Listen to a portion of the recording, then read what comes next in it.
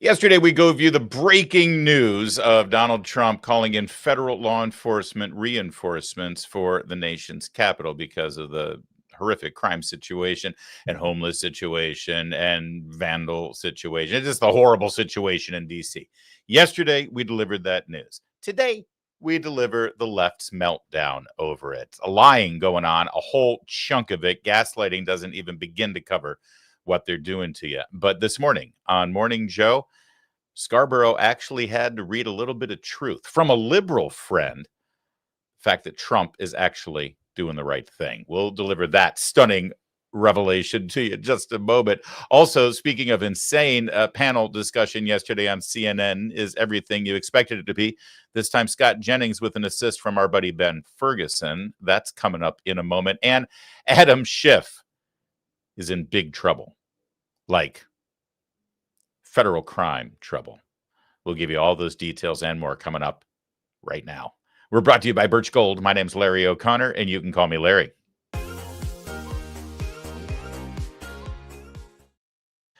Do us a favor and like our show right now, and don't forget to subscribe, please. It means the world to us. It does. It makes a huge difference in how we go to business every day.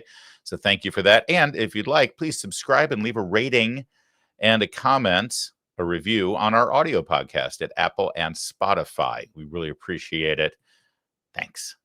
Is the continued divide between Trump and the Federal Reserve putting us behind the curve again? Can the Fed take the right action at the right time? Or are we going to be looking at a potential economic slowdown? And what does all of this mean for your savings, your retirement? Consider diversifying with gold, why don't you? And do it through Birch Gold Group. For decades, gold has been viewed by many as a safe haven in times of economic stagnation, global uncertainty, high inflation. Birch Gold makes it incredibly easy for you to diversify some of your savings into gold. And if you have an IRA or an old 401k, you can just convert it into a tax-sheltered IRA in physical gold, or just buy some gold. Keep it in your safe. First, get educated. Birch Gold's going to send you a free info kit on gold. Just text my name, Larry, to the number 989898. Again, text my name, Larry, to 989898. Consider diversifying a portion of your savings into gold. That way, if the Fed can't stay ahead of the curve for the country, at least you can take action for yourself. So crime in D.C. is super duper bad, real bad. Just ask anyone who lives or works here, as long as they don't work for the broadcast networks or the cable news networks. Apparently, they're immune from any crime. But this morning on MSNBC, the reaction to what Donald Trump did yesterday in his press conference, taking federal action to clean up the nation's capital and make it crime-free, well, you'd think that he just dropped a nuclear bomb on the city. Until that moment when Joe Scarborough had to read his own text messages from liberal friends in D.C. who were grateful Trump's doing it. Until that moment when Mika Brzezinski interviewed the former chief of Capitol Police, and he said, yeah, this is a really good thing. We'll show you those moments coming up in a second. But first, the meltdown. Take a look. I can go chapter and verse if you'd like me to. Yeah, I mean, well, Joe, I've lived in D.C. for the last 10 years. My husband runs a restaurant association, I think, as most people know, and he used to be the nightmare. So I think that and I do think that you had David Drucker on earlier, and I think he hit the nail on the head, that it is perceived violence amplified by some actual real acts of violence. But the way I've heard D.C. being described this morning is like it's a city under siege, like it's a dangerous place, clutching your pearls. You got to keep your bag under your dress when you leave the house. And that's just not true. What we are talking about, though, is these instances of juvenile crime. That is what Jeanine Pirro came to the White House press briefing yesterday and zeroed in on. I was surprised I didn't hear Brian Schwab talk more about it. He mentioned the juvenile courts and the judges. But my concern is that the president is using instances of juvenile crime in the city of Washington, D.C. as a pretext for what I would describe as his authoritarian overreach. And because there is enough there for folks to say, oh, well, maybe it's not all that bad what Donald Trump is doing. doing, just like there are people that said the same about immigration until the Marines were rolling down the streets of their city and ICE was snatching up their neighbors in neighborhoods that people have been there for years. There's just enough there for people to say, oh, well, maybe this isn't that bad, ignoring the fact that more police officers on the street are not going to fix the issue of juvenile crime. What about the policies? What about the laws? What about the judges? What about the policies of the Juvenile Assessment Center in Washington, D.C.? Where are the wraparound services? Janine Pirro talked about children getting let out, kids getting let out for arts and crafts. Okay, well, what are the real policies, the wraparound services to address what is happening with the juvenile justice system in Washington, D.C.? Is the National Guard and the military going to address that?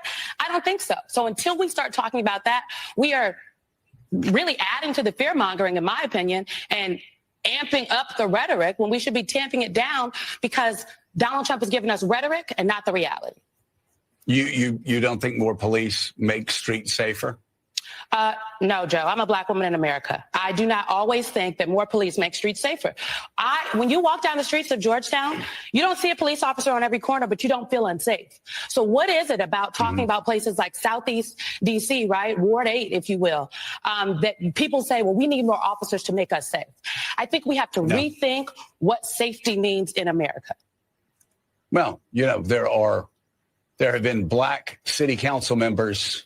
Of course, she injected race into it. So then Joe Scarborough had to respond to race, because when you play the race card, of course, that just silences everybody. But let's break this down real quickly one more time, because there were some doozies in here, and then we'll move on to some more clips from this. Chapter and verse, if you'd like me to. Yeah, I mean, well, Joe, I've lived in D.C. for the last 10 years. My husband runs a restaurant association, I think, as most people know, and he used to be the night mayor. So I think that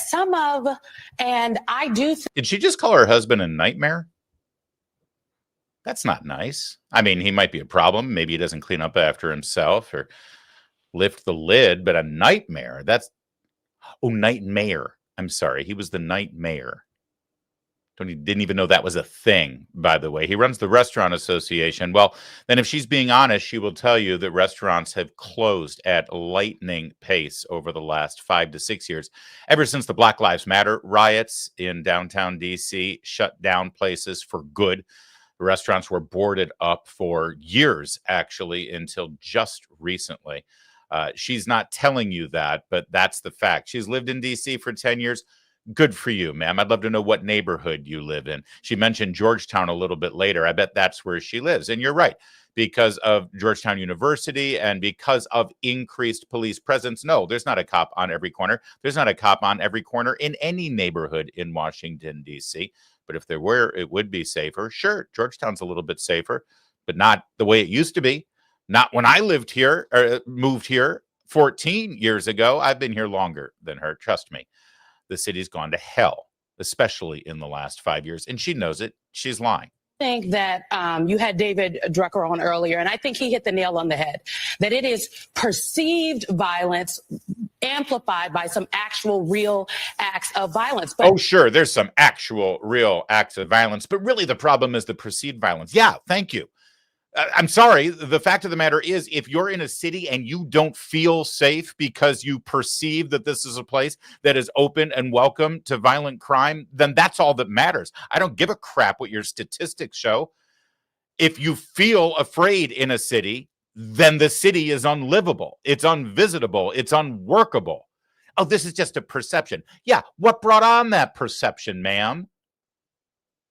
How about the fact that 10 years ago, there was less than 100 average homicides per year. Now it's over 200 average homicides per year. That would really add to the perception that violent crime is a moment away when you're in the city. A little bit more from this person. Bad, ignoring the fact that more police officers on the street are not going to fix the issue of juvenile crime. What about the policies? What about the laws? What about the judges? What about the policies of the Juvenile Assessment Center in Washington, D.C.? So this is the same thing you hear from the left all the time. Oh, no, that's not the root cause. More police. You can't arrest your way out of this. You can't convict your way out of this. First of all, yes, you can. It's funny. When you arrest criminals and you put them away, they can't commit any more crimes. And I know, hear me out for a second.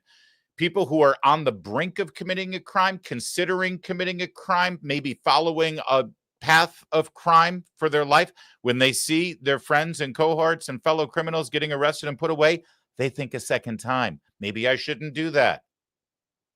Of course, you can arrest your way out of this. We've known this for hundreds of years, right over here in Western civilization, ma'am.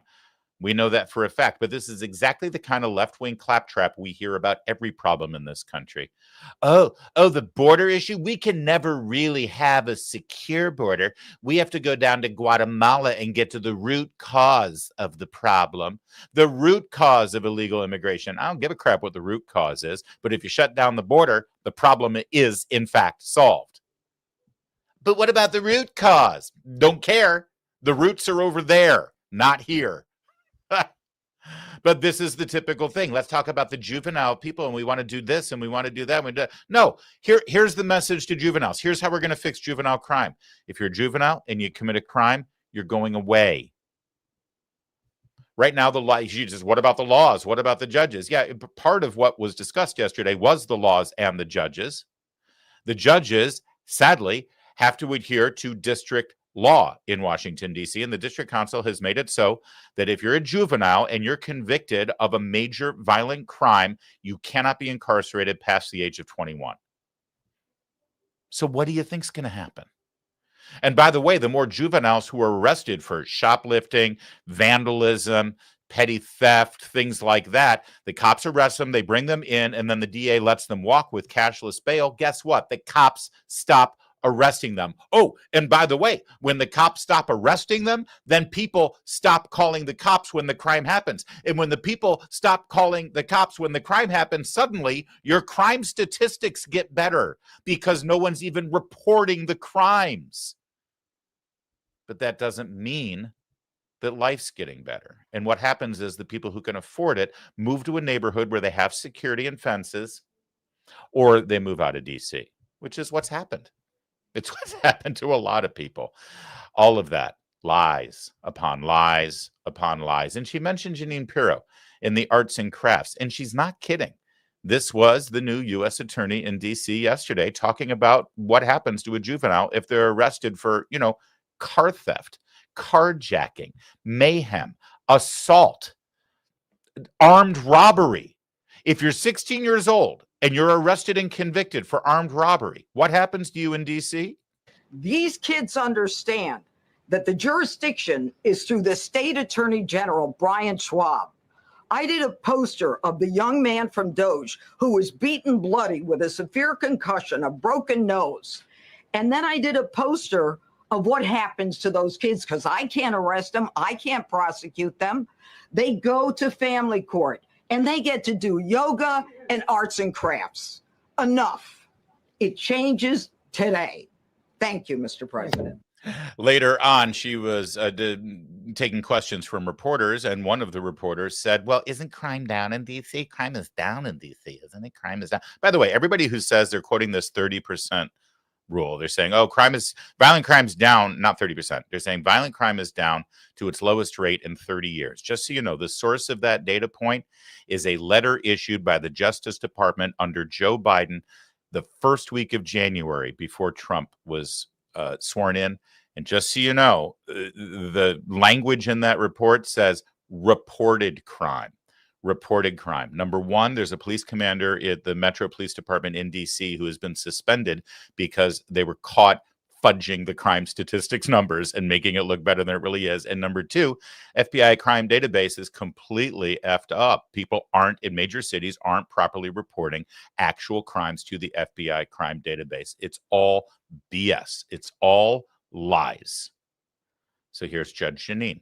Also, some violent crime is down. Why now? Why now? Because, it may be down, but the question is always down from what? If we had the fourth largest highest homicide rate in the country 2 years ago, all of a sudden it goes down. People want to pat themselves on the back. No way. Talk to any of the crime victims. I was just at a college a couple of weeks ago where I had photos of young kids who were victims of homicides, of shootings, and it happens over and over again. It's not okay because it's down from last year. It's bad. This is the nation's capital. This is a shining city on the hill. We're not going to tolerate it. People are afraid to come to this city. That's right. And we showed you the numbers yesterday. It's not even good enough to compare this city to other American cities where it should be a shining city on a hill. As you just heard, it is the nation's capital and the greatest nation on this planet. At the very least, DC should be better than, Cleveland. But even secondarily, what about compared to other capitals? Right now, it is a national disaster. It is an embarrassment for every American that Bogota, Colombia, and Mexico City have lower homicide rates than our capital. And all you hear from the left is excuses and say, oh, no, it's not that bad. It's just because Trump is bad.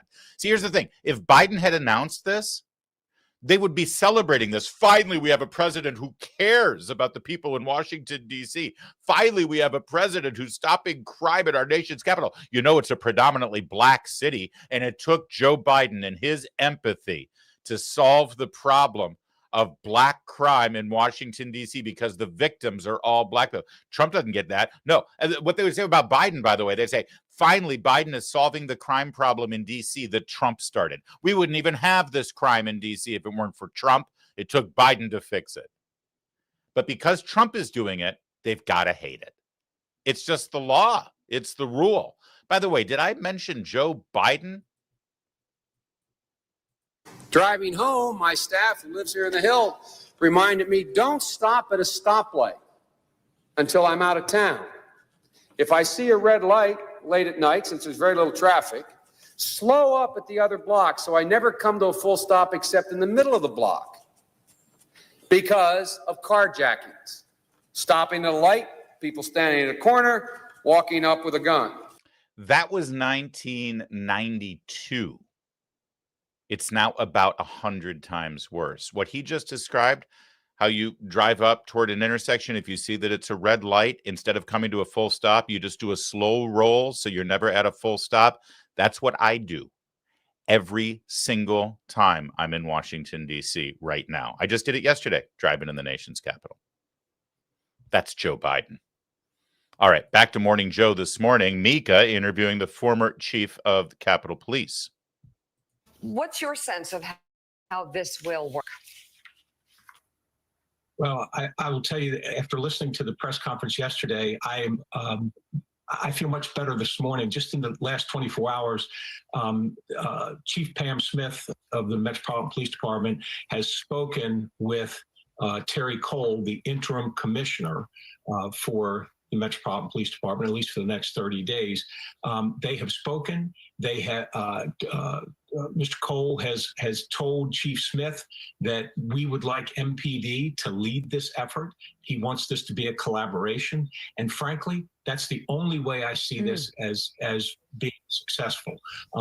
As a former police chief, if somebody would have come to me and said, "Hey, we're going to bring 500,000 more law enforcement officers in to assist you," what's not to like about that? You could certainly make an impact on crime with that kind of surge. But this is going to be a temporary thing. Make no mistake about that. This is not something that can be sustained over a long period of time. So Chief, good morning. I'm very... Sorry, Chief, I didn't mean to interrupt you. Go ahead.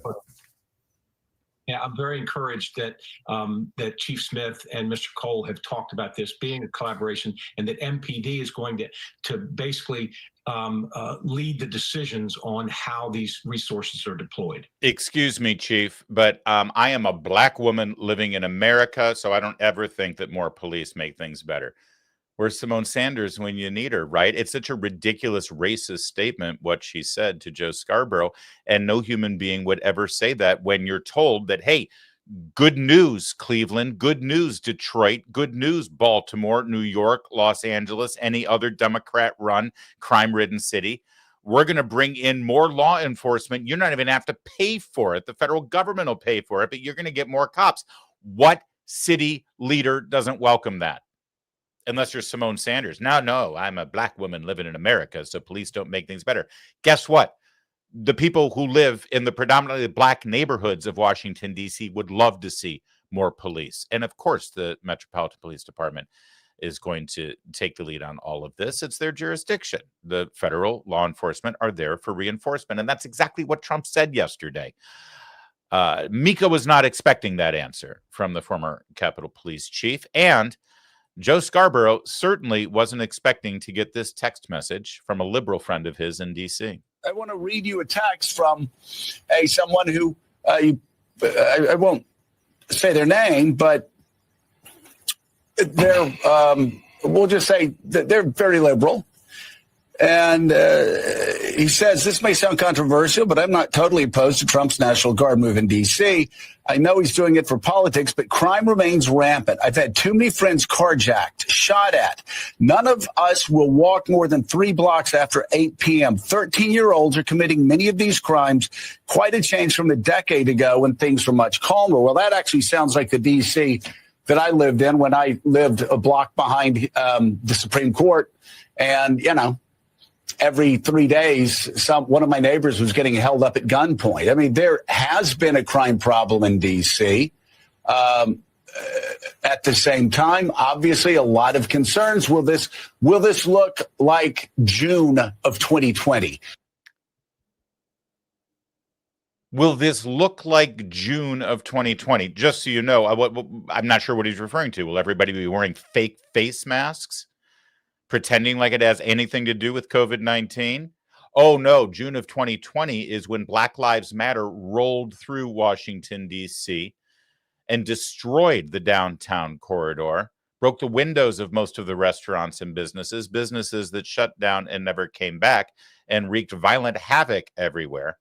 But of course, when he says June of 2020, what he means is Donald Trump calling in law enforcement to stop those riots that were right across the street from the White House, in fact. Looked very insurrection-y to me as they tried to climb the fence to get to the president's residence. Joe Scarborough didn't like that. The left didn't like that. That's what they're worried about. Of course, I'm worried that it looks like June of 2022 because that was the beginning of the end. And what did Muriel Bowser, the mayor of Washington, D.C., do in the wake of all of that violence, all that criminality, all that arson, all that looting? She painted the street and called it Black Lives Matter Plaza. Gee, strangely, that didn't fix the crime problem in D.C. So there's Joe with his liberal friend testing him, saying, listen, I don't want to be, the turd in the punch bowl here, but I welcome this. The city sucks right now. But if you're in the nice, cool, air-conditioned New York studio, by the way, protected by armed security at Rockefeller Center, I've been there, trust me, they're very safe there in this building. Well, then you mock this. You make fun of it. You say, that's no crime. What are you talking about, crime? Here's the heat miser. Or is that the villain from The Incredibles? I'm not sure which. It's really important to be clear about what is going on here. And a relatively small crime problem is being used for specific authoritarian purposes that we know and understand. So let's be clear about DC does have one really big crime problem, which was the January 6th insurrection incited by the current president of the United States. And his first act in coming back was pardoning all the people who tried to overturn constitutional republic order in Washington, D.C. When I go to D.C., I'm not afraid of losing my wallet so much as I'm afraid of losing my vote. I'm not afraid of losing my wallet so much as I'm afraid that my children's freedom to breathe will be stolen in a world where climate change policy is non-existent. I'm afraid that the future of middle-class people will be stolen by the very things you were talking about, cutting the safety net, cutting Medicaid, cutting rural hospitals. Right. So there is carjacking. And of course, but let me just finish. There is a carjacking but going you got to on. worry about two things. You got to worry about two things at the same time. Let me just finish my point. No, you don't worry about two things. They don't worry about two things. They worry about one thing. January 6th. Oh, and Medicaid cuts. Yeah. When you're pivoting and changing the subject and you immediately want to bring up January 6th, you've lost the argument. And we heard a lot of that yesterday, but none as Looney Tunes as this moment. This is about Trump wanting to do a power grab. This is about Trump's obsession with the military. You can pretend it's about. You think it's because Trump cares about crime in D.C. Really? Because I remember Donald Trump on January the 6th, 2021, not giving Mehdi, oh come on, now verb January 6th. Okay, sorry, Mehdi, no, Mehdi, come on. Let me finish my point. This is a short segment. I know you said that. 150 police officers got hurt. Hold on. You gave Bill O'Reilly a lot of time. Let me give an answer. I'm here for much shorter time. Let me speak. On January 6, 2021, you may want to move on for it. We all watched police officers in D.C. being attacked by a Trump-supporting mob, 150 injured, 600 people. Mehdi, you're going to sit here. We know the statistics of January 6th. Mehdi, you're going to sit here. Mehdi, you're going to sit here. Mehdi, you're going to sit here and say if Trump cures cancer, then January 6th was terrible. Okay, the fact of the matter is you can't have an argument. You can't have an argument about what's happening on the streets of D.C. without going back to January 6th. Because it's about you won't talk about actually the crime. Donald Trump, Leland. But Leland's no, it's not. It's about how to have people be safe. I said to you, Donald Trump doesn't care then about let's crime talk in DC. about You said, yes, he does. And I said, I'm going to give you evidence to prove he doesn't. If he cared about crime in D.C., why did he pardon 600 people who assaulted police officers? You can't come and make this emotional come on, man. You can't. You're talking about completely different things. You don't actually care about crime, then. You cannot talk about this. There's completely different things going on. Why? What do you mean? Either I care about crime or I don't. Where was the National Guard? Where was the National Guard on January 6th, 2021? Oh, come on. You can't do no. This is silly. This is absolutely silly, Mehdi. You can't do this. Why? No, because it has nothing to do with what's happening or what the arguments are right now. Okay, and you can't. No, it has nothing to do with it. Crime matters in D.C. The victims of crime matter in D.C. What about the cops in D.C.? And I'm the saying only person who died on January 6th was a Trump supporter, and you can't talk about what's happening on the streets right now. Let me know when you want me to speak. No, you can't talk about anything. You cannot talk about this without talking about January 6th or anything else. You won't have an argument on the merits. Mehdi, thank you as always. We first wrote about this in War Notes. Good for Leland Vittert at News Nation, by the way, for pushing back on that. Leland Vittert's a good guy. He's from Louisiana. He's lived in D.C. for 15, 20 years. He gets it. He sees it. He knows it. Mehdi Hassan, I think, is in a bunker in Qatar. So good for him. Jamie Raskin, who grew up in D.C., then moved to Maryland so he could be a congressman. He lives just across the border, like literally half a mile across the border. He, once again, does the same thing. He's referring to a provision in the D.C. Home Rule Act, which allows him to declare a police emergency relating to a federal matter. They haven't defined what the emergency is, especially with crime rates at a 30-year low in the District of Columbia. And he's deployed the National Guard. At least I'm happy to see that he acknowledges he has the power to activate the National Guard. That was what he refused to do 4.5 years ago when the Capitol and his own vice president and Congress were under attack by the mob violence that he unleashed against us. And he sat on his hands for many hours. And then more lies about the National Guard. But Jamie Raskin has to listen again. When they change the subject and they want to talk about January 6th, it means they're losing this argument. This is an 80-20 issue. Again, you ask any normal American, hey, do you think that D.C. has a crime problem? They're going to say, well, hell yeah, D.C. has a crime problem. And do you think that since the district council and the mayor has not been able to do anything about it, in fact, most experts point to the laws they've passed and the provisions they've put forth for police engagement in that town as the reason why they have a crime problem? Do you think if the president can, he should do something about it? Well, yeah. In fact, let me just say something. It's not new that there's violent crime in Washington, D.C. It's new that it's gotten as bad as it is over the last 5 years. But this has been a violent, crime-ridden town for decades. It's like any other city run by Democrats. And to be honest, we've had presidents who are Republican and presidents who are Democrats who have all had the power and authority to do what Trump is doing today. And they didn't. Do you know why? Well, I think in the cases of the Democrats, they didn't want to insult their pals in Washington, D.C., who ran things here. And since they're Democrats, they're so used to seeing what their pals who run cities around America do that they just said, hey, okay, fine, do what you want. I don't care. I've got Secret Service. I got the beast. I can drive anywhere. No one's carjacking me. Go ahead.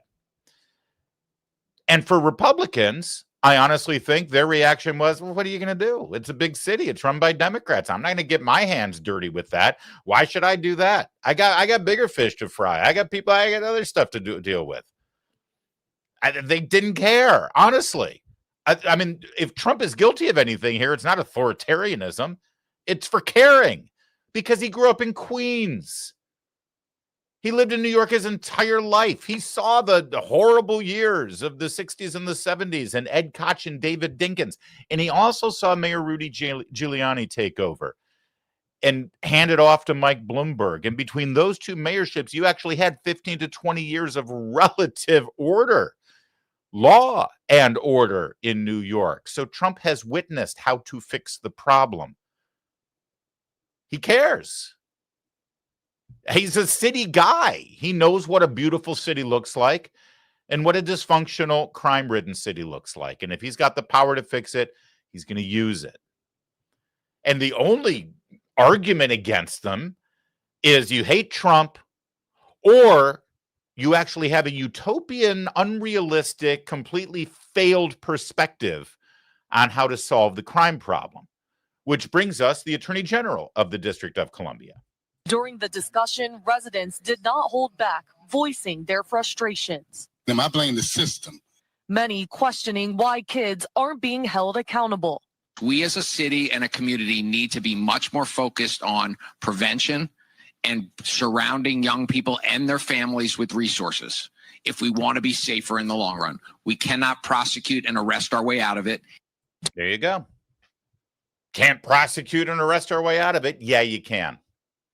Whenever you see a politician say that, they're surrendering. They're waving a white flag, and they're trying to appeal to these, big-time NGO groups that make a ton of taxpayer dollars. Oh, let's not invest the money in cops. We can't arrest our way out of this. Let's give it to all these social workers, and they'll create arts and crafts plans and yoga classes and nighttime basketball, and that'll solve the problem. And it never, ever, ever, ever, ever, one more time, ever works. Ever. But the way the media reported this story yesterday was despicable. And I've got one more example. Here is ABC News last night, the way they presented the story on their nightly news. Meantime, we turn to Washington, D.C. now, where President Trump has ordered the National Guard to take over policing in the nation's capital. Tonight, the mayor there pushing back with the crime stats and what they actually show. Here's Mary Bruce. For the first time in American history, the president seizing control of the police in the nation's capital and deploying hundreds of National Guardsmen. Trump says to fight crime on the streets of Washington, D.C. I'm announcing a historic action to rescue our nation's capital from crime, bloodshed, bedlam, and squalor, and worse.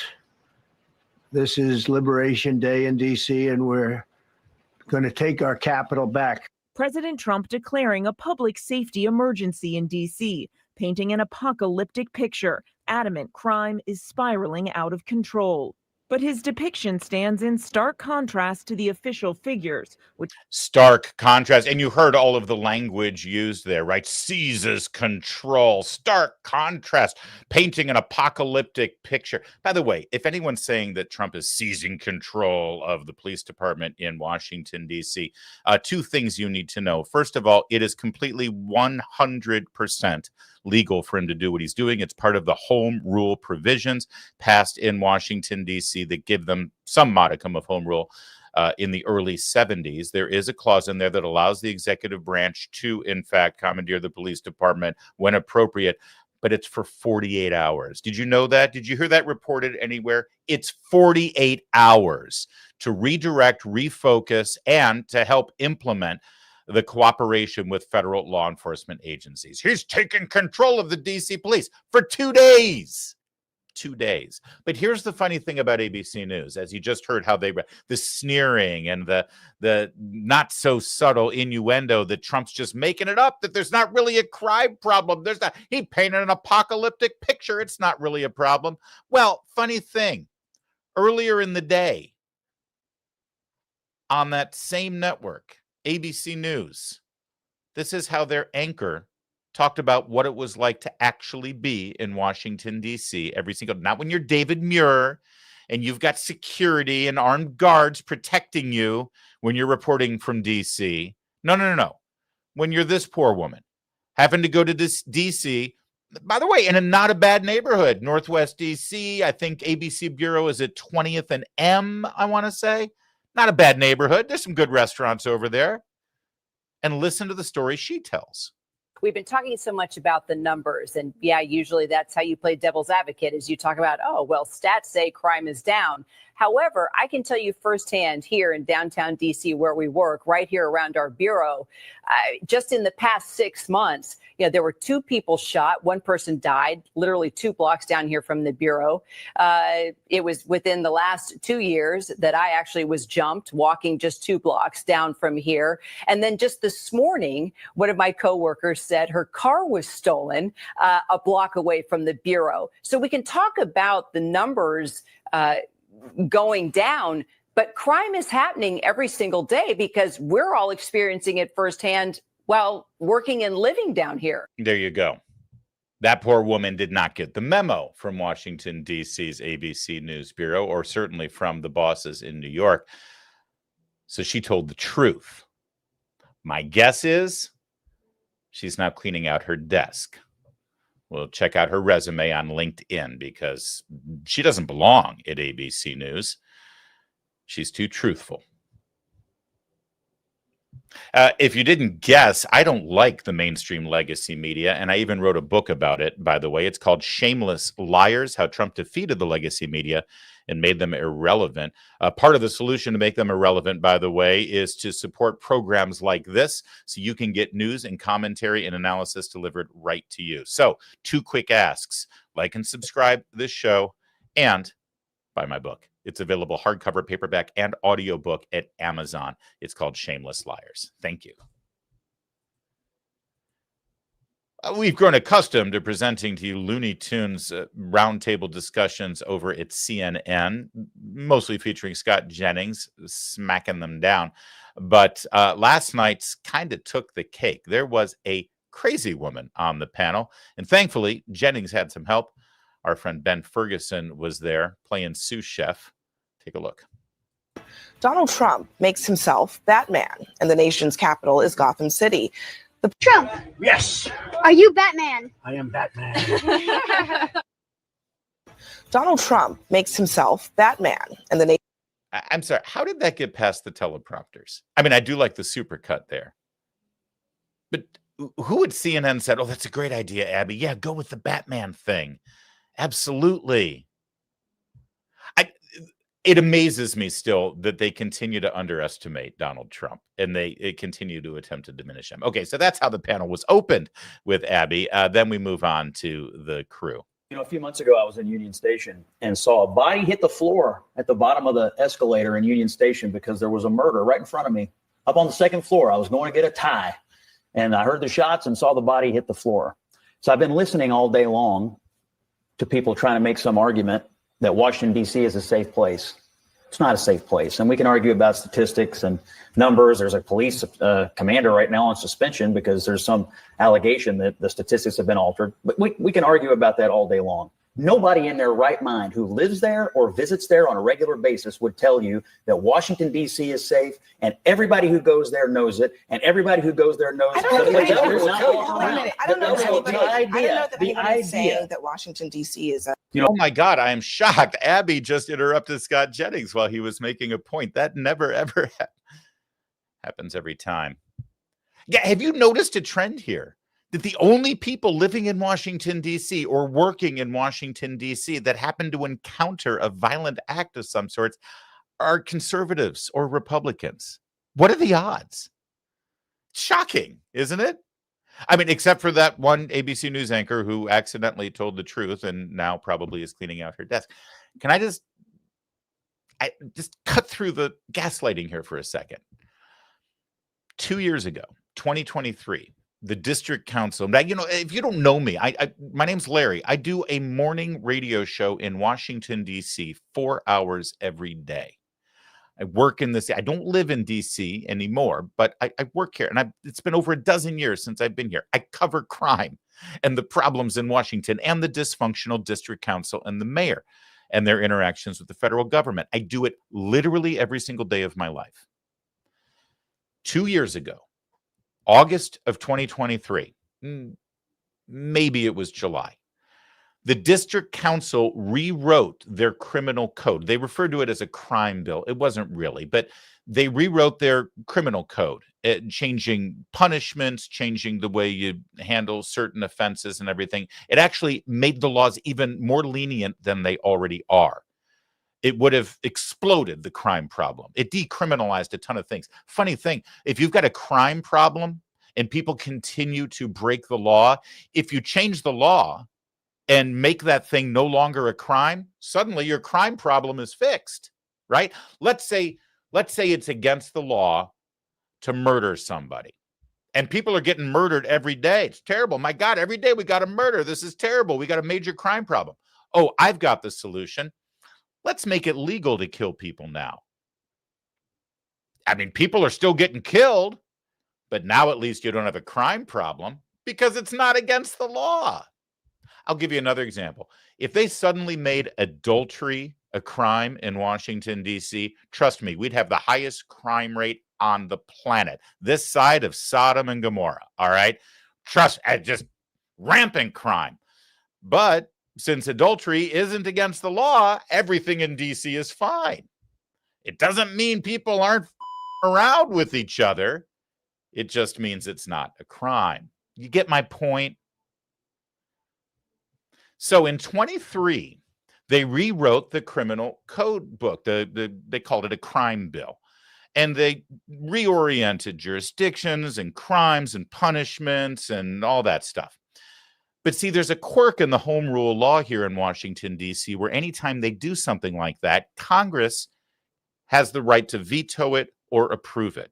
But it has to pass through Congress because D.C. isn't a state. It's a federal district. It's still under the umbrella of control of the federal government and oversight of the federal government. So the district council, dominated by Democrats, every single one of them a Democrat, they passed this crime bill. The mayor of the city, Muriel Bowser, a Democrat, she vetoes it. She knows it's a disaster. I mean, she's an ineffective mayor, trust me. She's bad, awful mayor. But even she knows this is a problem. It didn't even pass the Muriel Bowser test. She vetoes it. They override her veto. It goes to Congress. Republicans have a very slim majority. They vote no on it. They reject it. The day of the vote in the House of Representatives, a congresswoman from Minnesota, a Democrat, is assaulted with a knife-wielding maniac in the lobby of her building 2 blocks away from the Capitol. 30 Democrats join her in voting no on this, trying to reject, because even she knows she just had to deal with it firsthand. The Senate rejects it, Democrat-led Senate, and Joe Biden, the president, the Democrat, he rejected it. So let me just reorient things because everyone's gaslighting you right now and everyone's telling you everything's great in D.C. It was only 2 years ago when Democrats joined Republicans in the House, Democrats in the majority in the Senate, and Democrat Joe Biden all rejected the D.C. Democrat crime bill and threw it back in their face. But now because Donald Trump's in the White House, they're all pretending the crime is fine and the district council is brilliant. 2 years ago. All right, let me get back to our panel discussion here. It just occurred to me. Only Republicans see this, but no, that's not true. A Democrat literally got assaulted with a knife-wielding maniac. All right, back to the panel. Nationwide, let's use actual numbers as examples. There are 18 other places, other cities that have more violent crime than Washington, D.C. Number one being St. Louis, Missouri. 4 times the homicide rate of Washington, D.C. I don't see Donald Trump sending National Guard troops and taking over the police department there. Or in Memphis, which was because it's not the federal capital. There's no constitutional oversight from the executive branch. I'm sorry if Ben Ferguson was just about to say that, but what a moron. Oh, there are a lot worse cities run by Democrats in this country. Why isn't he taking over them? Because it's not the capital. The president has no... Sorry. I'm out of my head about this story. The fact that they try to lie to you so blatantly and they get away with it.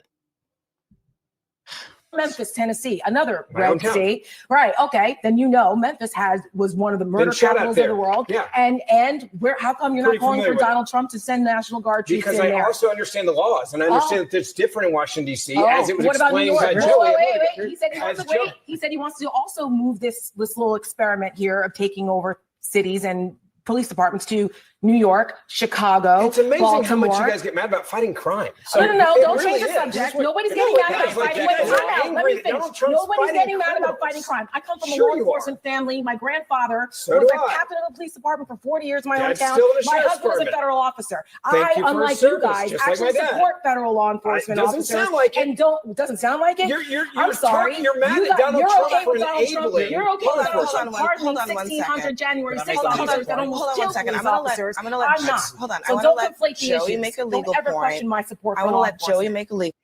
Hang on a second. I'm Abby Phillips. I'm the only one who could interrupt people on this panel. Ben Ferguson wasn't done. You have a president that is trying to fight crime, and he's getting criticized solely for political gain. And there's nothing that he's ever going to do to stop people from being killed or murdered or raped or going after the cartel members, going after MS-13 gang members. You guys criticize him on every damn thing he does to try to keep people safe because you hate him more than you care about people in I the just country. want to know That is the I just truth. want to know I am being honest. No, you're not. Has he ever done because- anything that you have you- support? Has he ever done anything that he supports with law actually, he enforcement? offered I just pardons wanna to know, border patrol Tara, agents who just didn't a deserve to be second. prosecuted. But that's not what we're talking about. Don't change the subject. I'm asking you, is there anything he's ever done with law enforcement you Don't change the support? subject. No, Are you 'cause you okay hate with that Trump. guy? Ben, No, Ben, are hold you on. okay with the guy Listen, that they hold just on. played getting Ben, you taxpayer are money, changing. working in the Department Ben, of you are Justice, saying he changing wants the to kill. subject. He I'm wants to not. kill I'm literally police saying officers. that I support the President of the United States of America. You won't answer So that. advocating Okay, I and get that going you- out there I and under- protecting I and defending understand that you Americans in support- dangerous Only cities. some Americans. And you guys are like, oh, he's going to go into Only some Memphis Americans. and he's going to go into Hold on, LA, and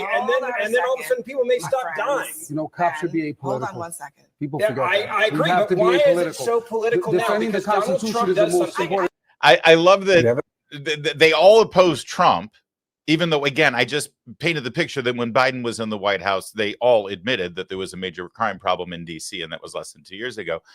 So Ferguson makes the point. It's like, guys, you just hate Trump. You can't point to one thing that this guy has done right. He's trying to fix a city that's broken. He's trying to save lives. By the way, Washington, D.C. voted 90+% for Kamala Harris in the last election. So the lives that Donald Trump is interested in saving are Democrat lives. He doesn't care.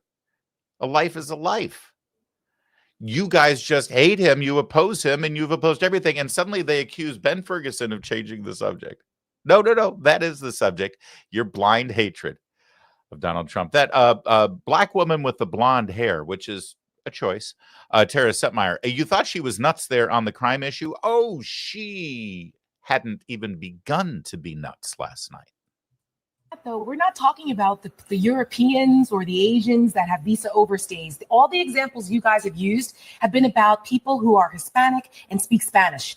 That right there, the fact that they're not asking to go and they're not asking to go and raid, like, you know, the French bakeries and the people who come over from Europe. Is there a bunch of French bakery issues that we don't know about tonight? Breaking news tonight, there's French bakery Guess problems. what? There's a lot of people who come over here that stay illegally with visa overstays from I'm European all in countries and favor other of places enforcing the that law. are not. I'm that a are law not. enforcement guy. But I love I didn't this hear you idea. using those Let's examples. go. So that's the problem. When you start going down the road, It's not a problem. you got a chance I'm to talk. in favor of all that. We are not going down the road. When you start going down the It's French road bakeries. of racial, well, use that as an example because you used Home Depot and you guys are uninterested There in are the racial profiling One of of the people who are not interesting- Hispanic there was an- or not speaking. there was an speaking interesting Spanish. note That's a in- problem. If there's Hold on, hundreds of Ben. French Hold on, bakery Ben. workers outside of There's French an bakery, interesting- let's go there You too. can be as Ben and obnoxious Tara, as you want Ben and about it, Tara, but you just a know that second. the facts are about visa overstays, good and that's what you guys.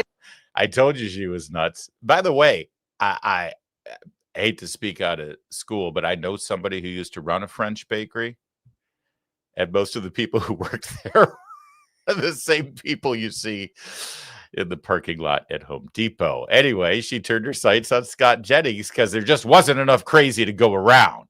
The president has solved like 7 conflicts this year. I'm willing to give him some latitude to talk to Vladimir Putin and break the deadlock and try to move us toward a place where the killing comes to an end, because I think that's what we should all be praying for. He actually hasn't solved 7 conflicts. There's been a lot of talk about that. What reality do you live in? He's literally got these guys in the White House where they're signing documents and shaking hands. Yes, signing Acknowledge documents the and man shaking is solving hands, peace. And India questioned about whether that was I mean, an actual it happens deal. on almost a weekly basis. Just acknowledge it. Just acknowledge it. And I will also acknowledge Unbelievable. that Donald Trump We reported on this network. seems to have an affinity for Vladimir Putin in a way. No, you're not going to get away with calling me a liar. I know that's like the line you like to throw out, but I'm not lying. You're lying. Nobody's lying about anything. Sure You you are. can ask the countries who were involved in this. She is not a liar. Come on. There's nothing but truth and genuine honesty about that woman. Just look at her hair color. Absolutely, perfectly genuine. What you see is what you get. Nothing fake. She would never lie. I promise. She was born that way. I'm sorry. By the way, Scott Jennings, we're on to you, dude. You look at him. Look at him. He knows exactly where the camera is. And now watch the move. Watch what Jennings does. There it is. Come on. We know exactly what he's doing. And it's lovely. All right, a little bit more here from Tara. By the way, real fast, though, I'll let this roll through. But Jennings made a great point. So here she is saying he hasn't brought peace to these regions. Armenia and Azerbaijan were fine. There was no problem there. And she's like downplaying all of these peace deals that have, incredibly happened in the last 7 months under President Trump. But did you hear what Jennings said? He's like, dude, we reported it here on CNN. So for her to jump out there and say that's not real, it didn't happen, that's not really news, she's actually undermining whatever's left of CNN's credibility, which, listen, fine, if you want to go there, they are full of crap, but unfortunately not about this one news item that you're now downplaying. Involved in this, whether those conflicts were actually solved by Donald Trump or whether it was pomp and circumstance. Okay. Anyway, whatever you say. So Donald Trump's affinity for Vladimir Putin versus the way he treats Zelensky, who's the one. Did he show affinity to them when he just arranged for the arms to NATO? I'm sorry, Eddie. We're saying things that do not exist in reality. He just got NATO to do hundreds of millions of dollars of lethal weapons to Ukraine. What affinity to Russia and NATO was also doing that before Donald Trump. Let me just let her finish so I can even understand what point she's trying to make. Let me let her finish the point. Okay. So we all have seen how Donald Trump has been has an affinity for Vladimir Putin. We have seen the pattern for years, and only recently, because he hasn't been able to solve the crisis in 24 hours, because Putin has been playing him from day one. He's been a useful idiot for Russia for years, and now because they're trying to change the subject. He's doing this. Idiot? Okay. Talking about it started when Biden was president. I'm just curious if you're going to hold Biden the same standard. If Donald Trump's always useful idiot, then Joe Biden should be held accountable for almost 2 years of that. Let me go back for 1 second. Joe Biden didn't take the side. Joe Biden didn't take the side of Vladimir Putin over our own intelligence agency the way Donald Trump did in Helsinki. So let's not even go there. Part of the point that she's making is that Trump, first of all, he needs to resolve this because he said when he was running for president that he would resolve it in 24 hours. That clearly has not happened, but he wants to be a peacemaker. He wants to be a peacemaker in the situation. He wants the Nobel Peace Prize, that whole thing.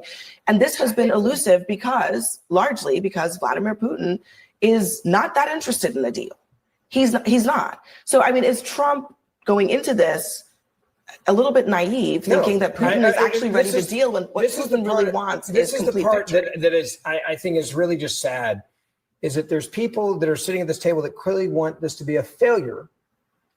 Where are those people? I think you're one of them. What? You don't put words in my mouth. I never said that, and neither did Dan. You come out here with the talking points. Oh, we want him to negotiate from a position of strength, not bringing a war criminal on U.S. soil and saying, I'm not allowed to interrupt you, but you can interrupt me and overtalk the whole time. I heard a lot of what you said. I heard a lot of what you said, and a lot of it was against Trump. Let me go back to what I was saying. Let me let Unbelievable. By the way, I do love that. Throw it in there. We shouldn't bring a war criminal onto American soil. They're having a summit in Alaska. He's barely crossing the Bering Straits. He's going to be there for less than 12 hours, and then he's going to leave. And these people celebrate bringing, Fidel Castro to the UN and the Ayatollah. But that's fine. Let's let Ben Ferguson have the last word on this maniac panel last night. Didn't I tell you it was insane?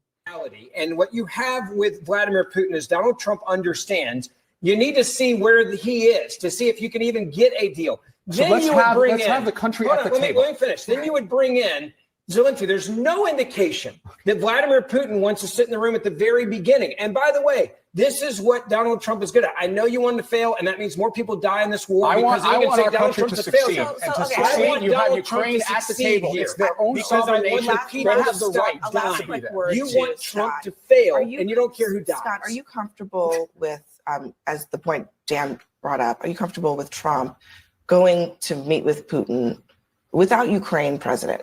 I mean, for a long time, there was nothing about Ukraine without Ukraine. And now that seems to be really out the window. No, I am, because the deadlock had to be broken. Yes. The government is in direct communication with Ukraine. We're in direct communication with NATO and our European allies.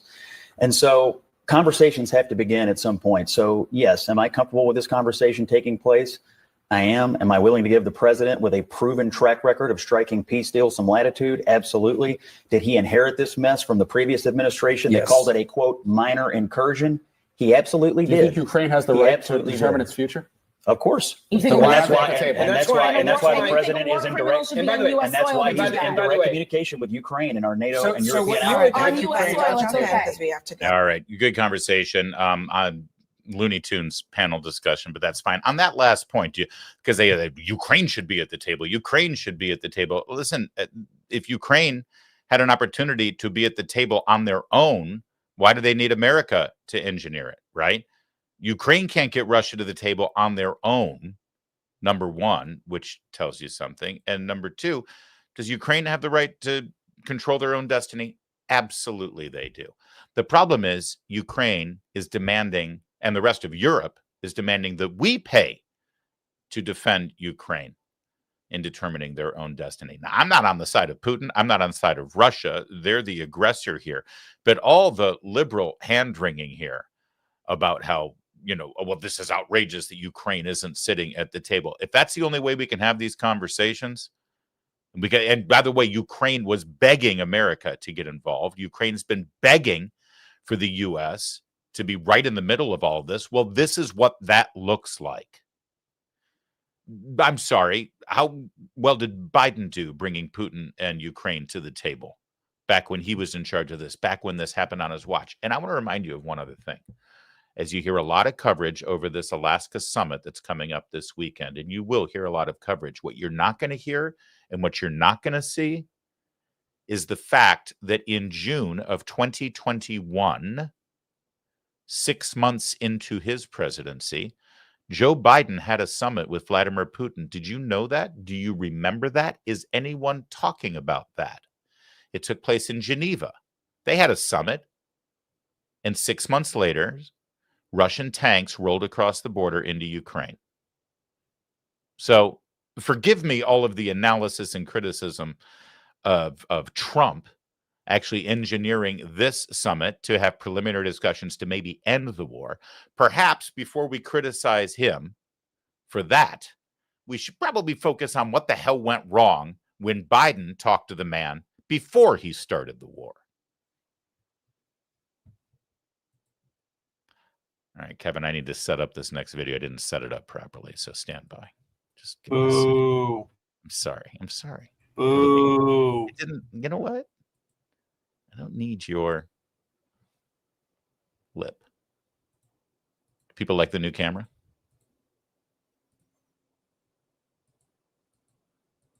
All right, we're set. Let's do it.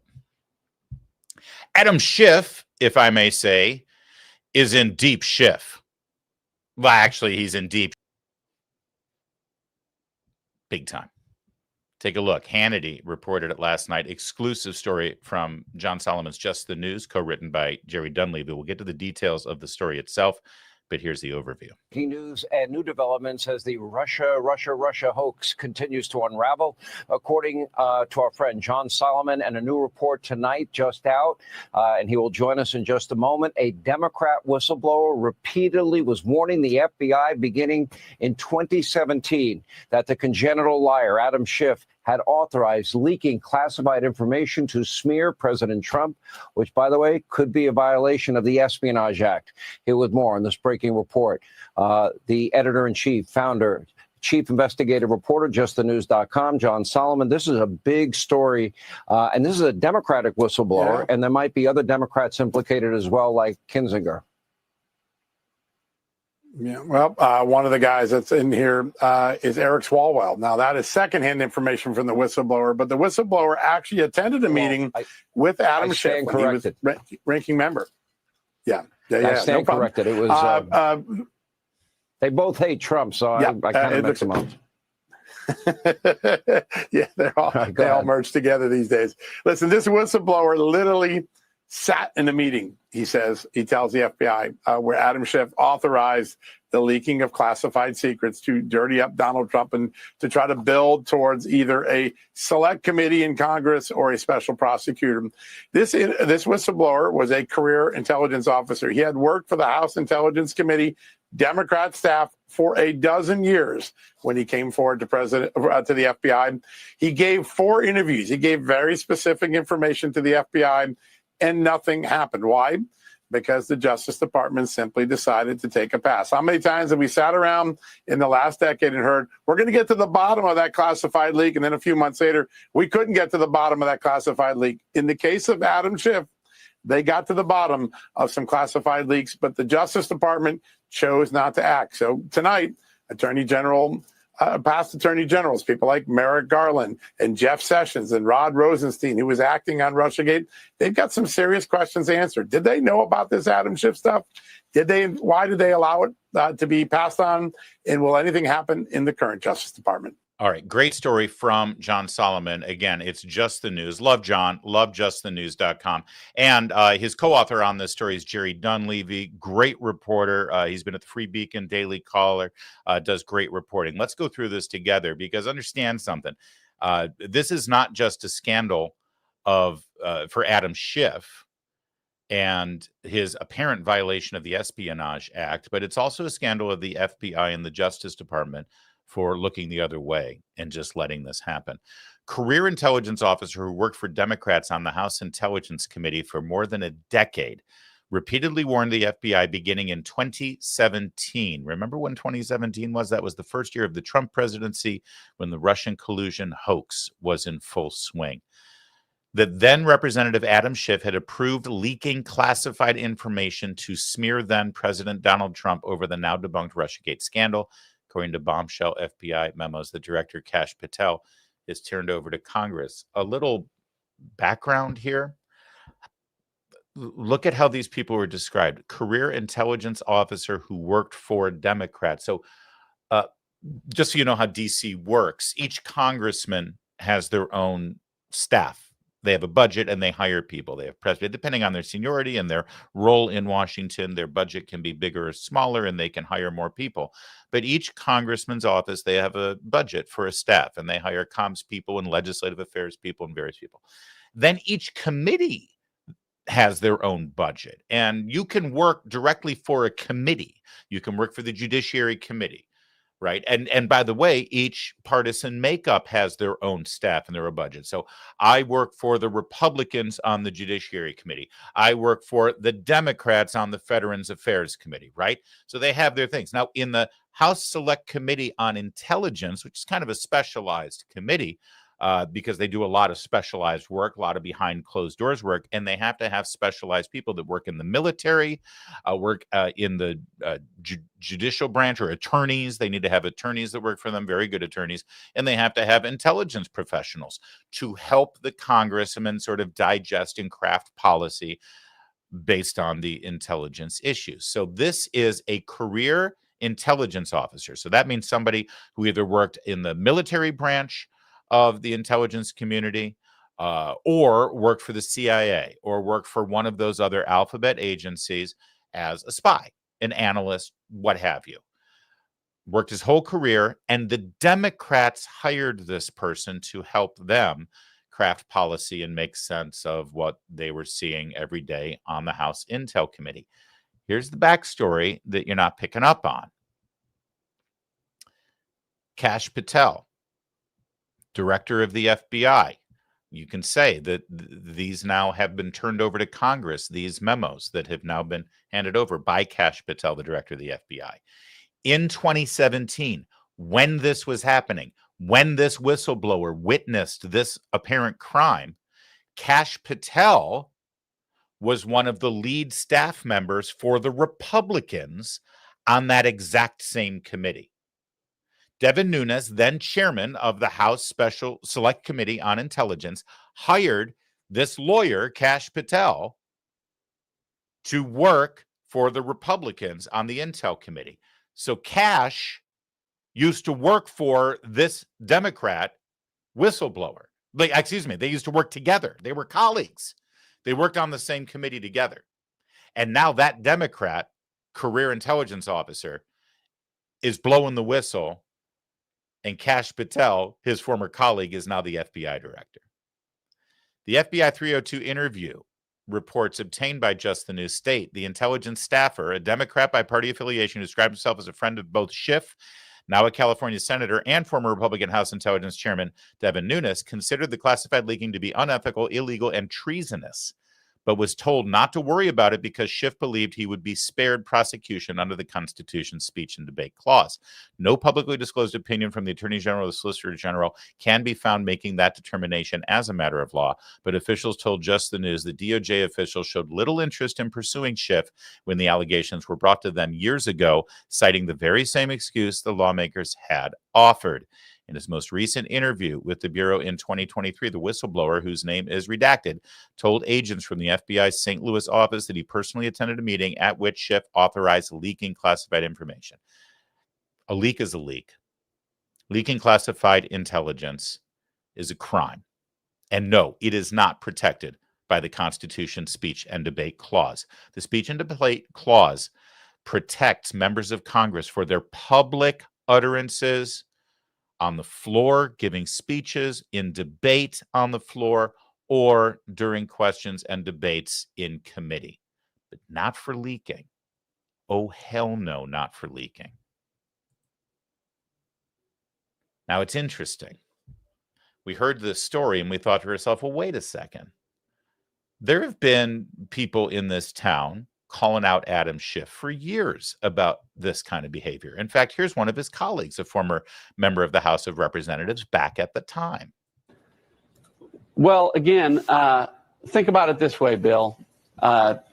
Yesterday, Democrats passed a resolution to give Chairman Schiff the most authority in the impeachment process moving forward. Adam Schiff is someone who has tried to impeach the president not once, not twice, but now 3 times. The first time he accused the president of treason and said he had evidence to support collusion with Russia. That wasn't true. Then he said we should impeach the president because he obstructed justice and promised Bob Mueller would breathe life into that until Bob Mueller admitted that his obstruction analysis was under a legal standard and burden of proof that didn't exist. So now we're on to fake impeachment effort number 3, surrounded by a whistleblower who first met with, yeah, that's right, the staff of Chairman Schiff. The details of that haven't been released. Chairman Schiff won't release the Inspector General's sworn testimony, which will confirm the contacts between Chairman Schiff and the whistleblower. It's like this, Bill. If we had a trial, the person who planted fake evidence shouldn't be the one ruling on the admissibility of fake evidence. That's right. This isn't the first time that Adam Schiff has danced around the boundaries of ethics and illegal behavior.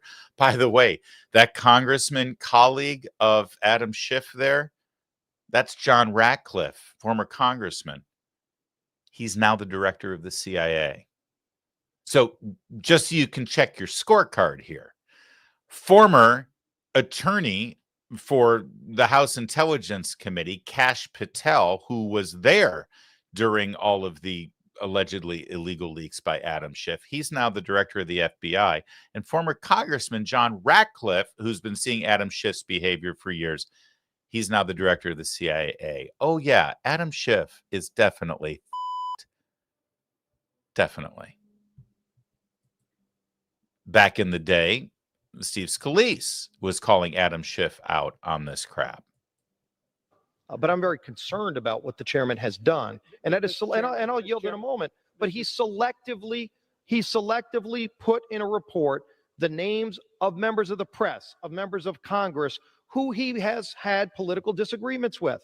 He didn't put the names of everybody else in there. If he's got 3,500 pages of reports of phone records of people he's been spying on, he won't share all of those people that he's spying on, but he's selectively going to leak out names of members of the press who've written articles maybe that he disagrees with. That's frightening. That would be an abuse of power, but we don't know because the chairman won't share the details of what he's up to, but he did selectively put some of that in a report that wasn't even discussed in the hearings. And so, yes, it raises alarms, it raises concerns, and I would hope we get to the bottom of it. Yeah, because he's criminal. And you can hear them dancing around calling him that. But I got to tell you, this old clip of Kevin McCarthy at the time, he held nothing back.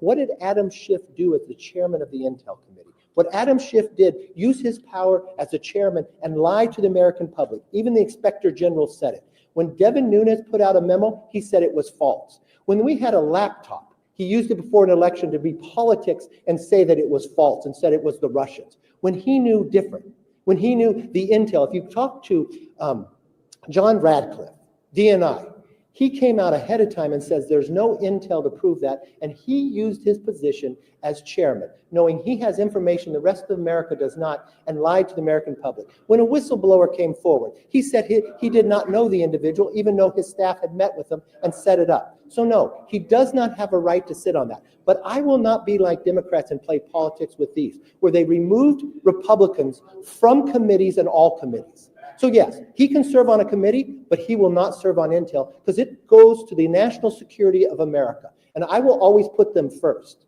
Yeah, and I'm thinking that John Thune now, the majority leader in the Senate, he should do the same thing with Adam Schiff that Kevin McCarthy then did and kept him from the Intel Committee because he can't be trusted until he's exonerated from these charges of illegal leaks that could, in fact, fall under the Espionage Act. He should be nowhere near the Senate Intelligence Committee or the Judiciary Committee or the Armed Services Committee.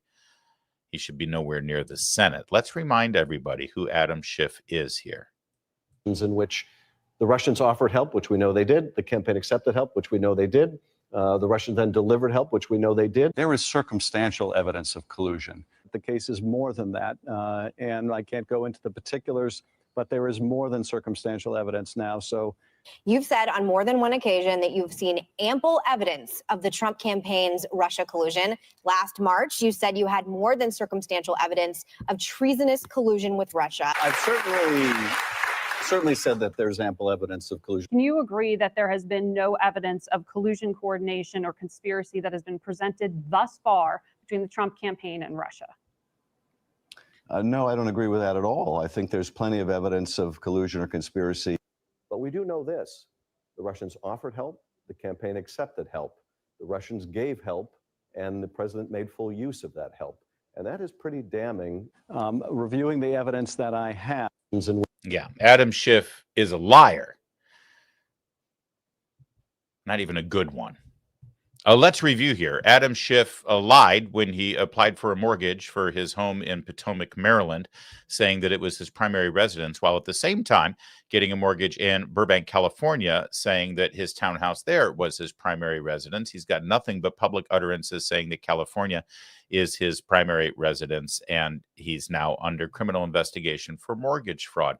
Now he's under criminal investigation for potentially violating the Espionage Act for leaking classified information, authorizing the leak of classified information, and the whistleblower is a lifelong Democrat. Yes, Adam Schiff is f***ed. Will he be prosecuted? I don't know. Based on the track record of things I've seen in this town, probably not. People like Adam Schiff get away with it.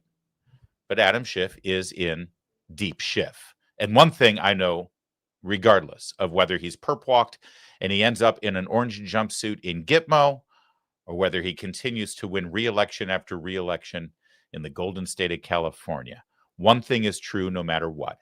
Adam Schiff is scum. That's it for today's show. Thank you so much. Don't forget to like before you go anywhere. We got our super chats coming, and we need you to like this video. We need you to subscribe to this video, and we need you to recommend it to people. And I need to ask everyone to give me a comment about our new camera, because every time I look down, I'm freaked out that we have such a deep lens of vision here, and my books are blurred up now. And that doesn't freak you out, Kevin? I think it looks great. It's going to be a work in progress, but it looks great. It is a work in progress. The lighting's a little... It's a nice camera. I'm happy with it. Psychological projectionist with a £2 super chat. Rethink what safety means. Crime is a construct. That's right. That's right. You know what? The reason you feel unsafe is because you're using an old, outmoded paradigm for what safety really means, man. The problem is all up here. We need to redefine what safety means. Yeah, good catch there, psychological. Dennis Harmon with a $25 super chat. Thank you for that, my friend. Nice work, Larry and Kevin. Keep it up. Well, there you go, Kevin. Isn't that nice? Nice to get a bone every once in a while. Thank you, Dennis Harmon. I appreciate it. Patrick Gill with a $50 super sticker. Patrick, thank you so much. No comment, just boom, take this with you. And we will take that. Thank you so much. That is very kind of you and generous. Patricia Franklin with a $10 super chat, calling that blue blazer blonde wig lady Looney Tunes is being too kind. She's a wackadoodle. I was going to say something else about her hairdo, but I've determined it was a little too crude for our panel discussion here. Kevin, I asked Kevin's permission. He gave me free reign. And are you proud of me for using adult judgment on that one? Very.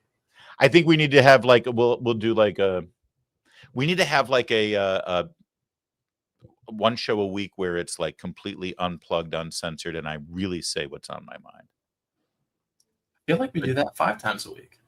Yeah. Thank you for all the super chats, everybody. We appreciate you watching today. What do we got? We went about 15, hour 15 is about average. Thanks for watching. Don't forget to share this. If you liked any of our segments today, please wait until a little bit later. And this afternoon, we'll be posting them as separate segments right here on whatever platform you're watching. And please don't forget to subscribe. So many of you watch our show, but you don't subscribe, and I don't get it. If you subscribe, you're going to help us reach that 600,000 mark. Where are we now? Oh my gosh, we're only 15,000 away, and then that's going fast, Kevin. We actually better prepare something for our 600,000 subscribers special, which will be coming up soon. When did we do the 500,000 subscriber special? Was that February? Oh, I'd have to go back and check. I don't remember. I think it was February. So March, April, May, June, July. Only 6 months. It took us 6 months to get another 100,000 subscribers. That's pretty freaking awesome. Get us there. Subscribe and recommend us to your friends. They'll love it. We have a party here every day. In fact, that reminds me, we'll be back tomorrow. In the meantime, my name's Larry O'Connor. You can call me Larry.